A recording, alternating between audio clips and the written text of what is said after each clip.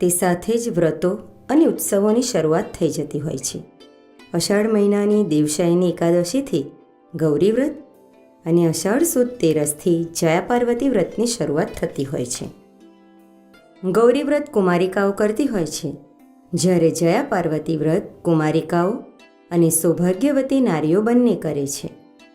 માન્યતા એવી છે કે આ વ્રતના પ્રભાવથી કુંવારી કન્યાને મનગમતા માણીઘરની પ્રાપ્તિ થાય છે, તો સૌભાગ્યવતી નારીઓને અખંડ સૌભાગ્યના આશીર્વાદ તેમજ સ્વસ્થ સંતતિનું સુખ પ્રાપ્ત થાય છે.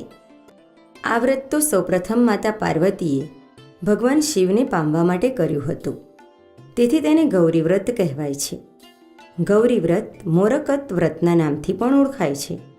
ગૌરી વ્રત અષાઢ મહિનામાં શુક્લ પક્ષની એકાદશીથી શરૂ થાય છે અને 5 દિવસ પછી ગુરુ પૂર્ણિમાના દિવસે સમાપ્ત થાય છે.